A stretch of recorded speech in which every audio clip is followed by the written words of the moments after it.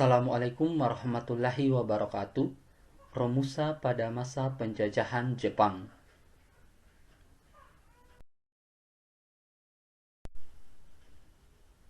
Apa latar belakang adanya Romusa? Romusa merupakan panggilan bagi orang-orang yang dipekerjakan secara paksa pada masa penjajahan Jepang di Indonesia pada tahun 1942 hingga tahun 1945. Kata Romusa berasal dari bahasa Jepang yang berarti serdadu kerja. Secara harfiah, Romusa dapat diartikan sebagai orang-orang yang bekerja pada pekerjaan kasar atau buruh. Romusa hampir sama dengan sistem kerja paksa atau tanam paksa pada masa penjajahan Belanda. Para Romusa dipekerjakan sebagai petani, penambang, tenaga pembangunan, dan pekerjaan-pekerjaan kasar lain. Jepang memberlakukan sistem Romusa dengan tujuan sebagai persiapan perang dengan segala kebutuhan perang Jepang dalam upaya memenangkan Perang Pasifik atau Perang Asia Timur Raya. Pada awalnya, penduduk pribumi bekerja secara sukarela kepada Jepang. Para Romusa terpengaruh propaganda untuk kemakmuran bersama Asia Timur Raya.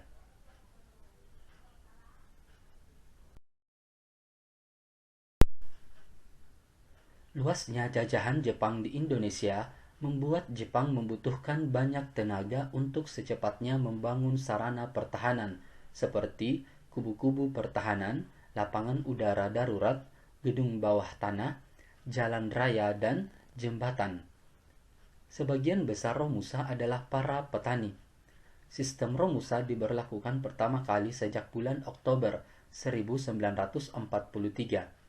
Para Romusa dipekerjakan bukan hanya di Indonesia saja, tetapi juga di Burma, Muang Thai, Vietnam, Malaysia, serta Sarawak.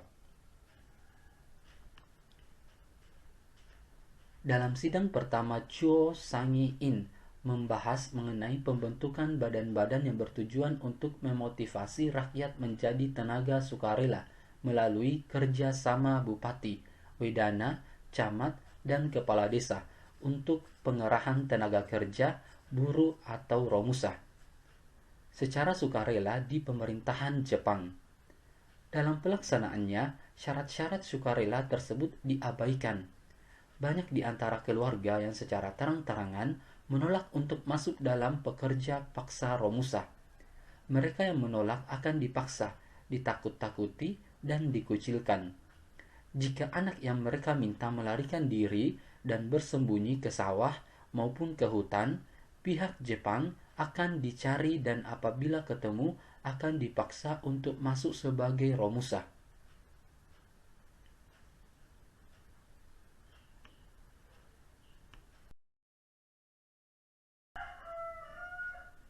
Selama dipekerjakan sebagai Romusa hingga selesai, ternyata mereka hanya mendapat fasilitas sangat minim dan tidak diberi upah.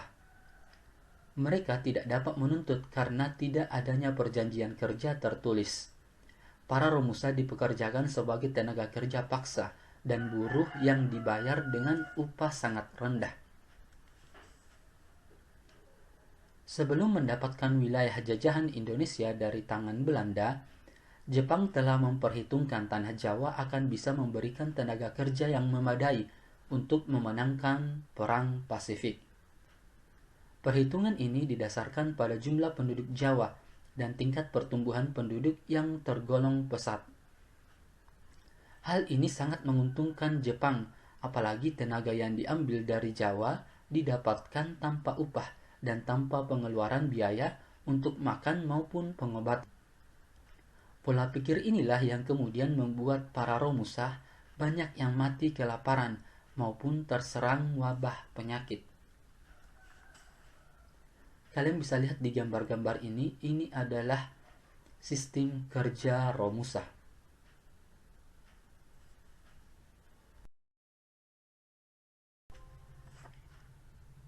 Jumlah Romusa yang dipekerjakan Jepang diperkirakan mencapai 4 hingga 10 juta orang. tenaga Romusa yang didapatkan dari orang-orang Jawa melalui program Kinrohoshi atau kerja bakti. Pada awalnya, para Romusa secara sukarela membantu pemerintah Jepang. Namun, akibat desakan Perang Pasifik, pemerintah Jepang memaksa melakukan pengerahan tenaga yang diserahkan kepada panitia pengerahan atau Romu Kyokai yang ada di setiap desa. Peraturan yang diberikan Jepang yaitu setiap keluarga petani diwajibkan menyerahkan satu orang laki-laki untuk berangkat menjadi Romusa. Sedangkan untuk golongan masyarakat seperti pedagang, pejabat, dan orang-orang Cina dapat menyogok para pejabat pelaksana pengerahan tenaga atau membayar teman sekampung yang miskin agar menggantikannya sehingga terhindar dari kerja wajib Romusa. Pemerintah Jepang mempropagandakan prajurit ekonomi atau pahlawan kerja bagi para Romusa. Mereka menggambarkan para Romusa merupakan orang-orang yang sedang menjalani tugas suci guna memenangkan Perang Asia Timur Raya. Pada waktu itu, sebanyak 300.000 orang Jawa dapat dijadikan sebagai Romusa dan 70.000 orang berada dalam keadaan yang menyedihkan.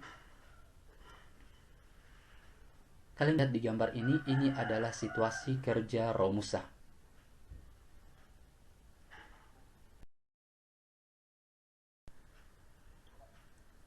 Kekejaman Romusa. Pada pertengahan tahun 1943, para Romusa semakin tereksploitasi oleh pemerintah Jepang. Akibat kekalahan Jepang di Perang Pasifik, membuat Jepang terpaksa mengerahkan para Romusa untuk dipergunakan sebagai tenaga swasembada pendukung perang secara langsung. Para Romusa dialihfungsikan menjadi pasukan-pasukan Jepang. Pada saat itu, permintaan akan Romusa semakin tak terkendali. Barulah pada tahun 1945 ketika Hindia Belanda memerdekakan diri dan berubah nama menjadi Indonesia, menandakan berakhirnya proyek dan impian kolonisasi Jepang. Begitu juga dengan sistem kerja Romusa. Kalian bisa lihat di gambar ini adalah salah satu situasi kerja Romusa.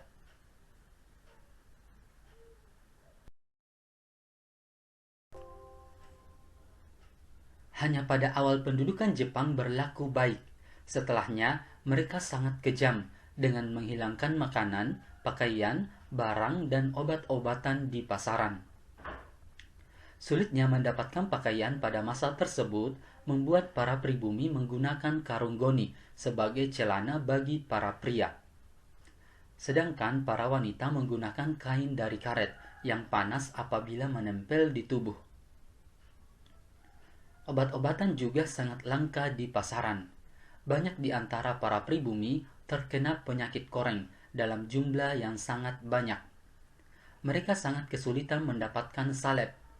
Mereka terpaksa membuat obat-obatan sendiri untuk mengobati koreng tersebut.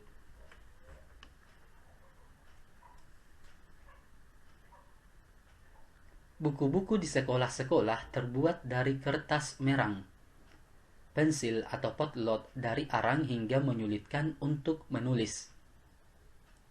Pada masa itu, banyak dari para pribumi memungut makanan di bak-bak sampah. Bila menemukan mayat di jalan, mereka tidak terlalu kaget. Jepang bahkan mengajari para pribumi untuk makan bekicot, yang pada masyarakat Betawi disebut keong racun. Akses radio dipersulit dan radio beberapa orang disegel. Mereka hanya boleh mendengarkan berita dari Dai Nippon. Apabila ketahuan mendengarkan saluran dari luar negeri, maka akan dihukum berat. Orang-orang sangat takut dengan para polisi militer Jepang yang memiliki julukan Kempetai.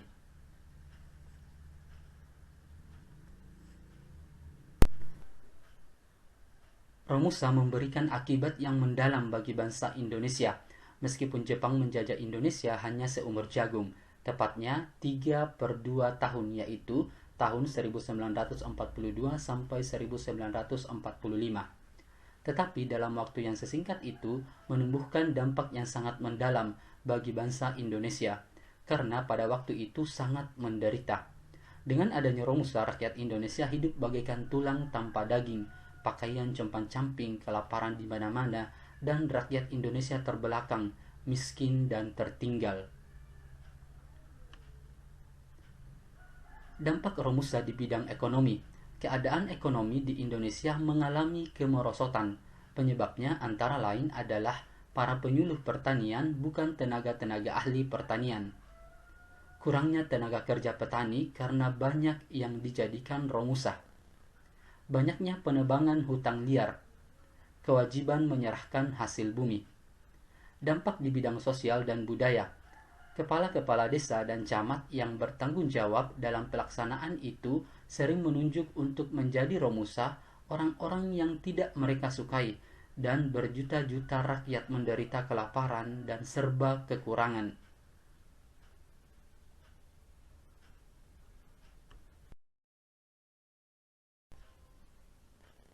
Dampak bagi tenaga kerja. Para tenaga kerja yang disebut Romusa kebanyakan meninggal karena kekurangan makan, kelelahan, malaria, dan terjangkit penyakit. Selain itu juga karena kerasnya pengawasan dan siksaan Jepang yang kejam dan tidak berperi kemanusiaan. Di barak-barak Romusa tidak tersedia perawatan dan tenaga kesehatan. Seakan-akan telah menjadi rumus bahwa siapa yang tidak lagi kuat bekerja maka akan mati. Sebagaimana alam pemikiran Jepang bahwa bukan manusianya yang diperhitungkan, melainkan tujuannya yaitu menang perang.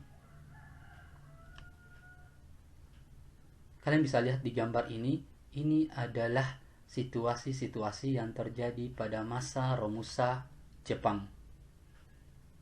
Orang-orang hidup serba kekurangan, kurus kering, dan kekurangan makanan dan pengobatan.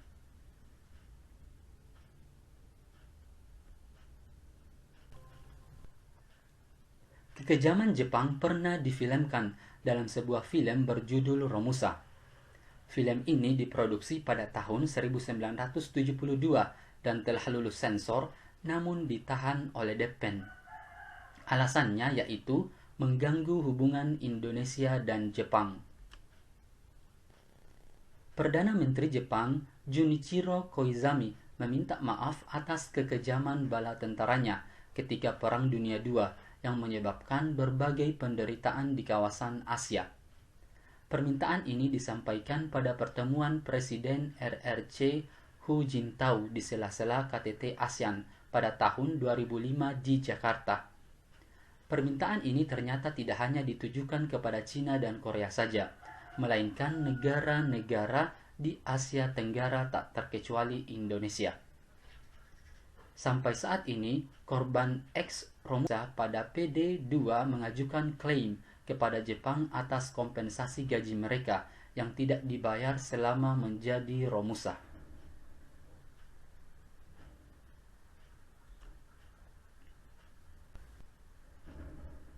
Oke, cukup sekian pembahasannya.